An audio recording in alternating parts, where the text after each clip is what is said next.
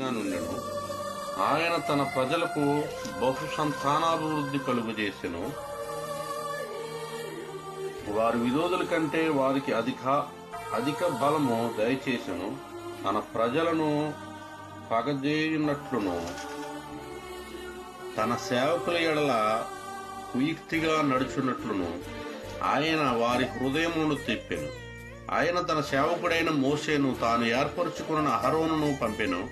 వారు ఐగుప్తీయుల మధ్యను ఆయన సూచక్రియలను హాము దేశంలో మహత్కార్యములను జరిగించింది. ఆయన అంధకారము పంపి చీకటి కమ్మజేసెను. వారు ఆయన మాటను ఎదిరింపలేదు.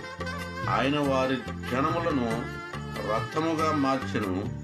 వారి చేపలను చంపెను. వారి దేశంలో కప్పలు నిండెను.